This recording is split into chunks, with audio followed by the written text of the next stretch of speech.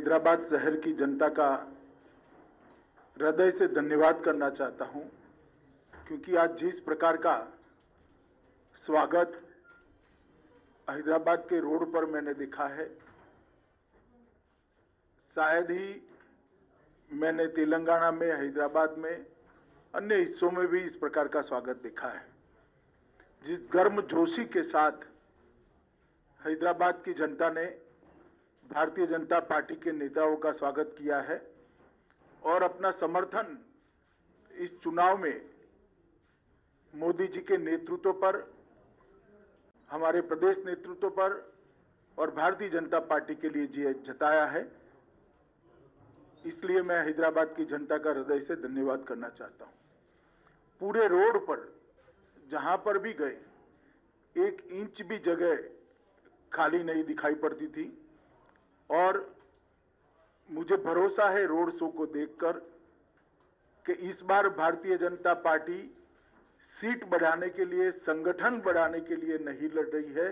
इस बार चुनाव के बाद हैदराबाद में मेयर भारतीय जनता पार्टी का होगा, ये हैदराबाद की जनता ने स्पष्ट कर दिया है। किसी ने कहा है कि अगर यहाँ पर इलीगल रोहिंग्या, पाकिस्तानी या बांग्लादेशी रहते हैं तो होम मिनिस्टर अमित शाह क्या कर रहे हैं, कार्रवाई क्यों नहीं करते?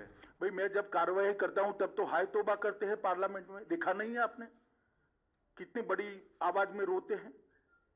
और एक बार लिख कर मुझे दे दे, बांग्लादेशी और रोहिंग्या को निकालना है, बाद में मैं करता हूं। जरा लिख कर देने के लिए बोल दीजिए उनको।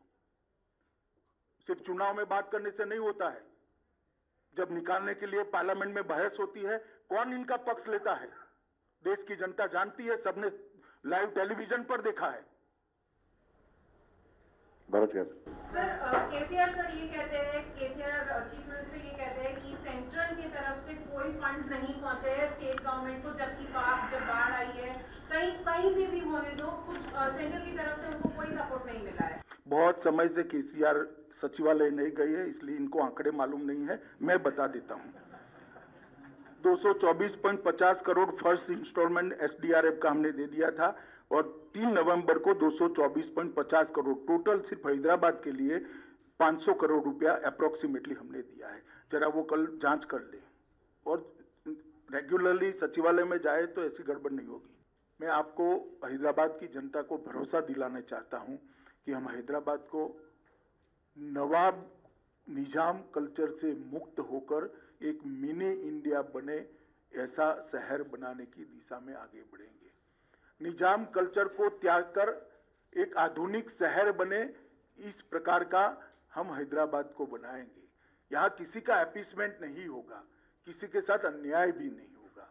इस प्रकार की नई कार्य संस्कृति का विकास हम यहाँ पर करेंगे। हम डायनेस्टी से डेमोक्रेसी की ओर जाना चाहते हैं, चाहे ओवैसी साहब की पार्टी हो, चाहे टीआरएस की पार्टी हो। हमें तो बहुत सवाल करती हैं, मगर मैं पूछना चाहता हूं कि इतने बड़े तेलंगाना में आपके परिवार के अलावे आपको कोई नहीं मिलता है जी? आपके बाद आपका परिवार ही क्यों आता रहता है और किसी में टैलेंट ही नहीं है?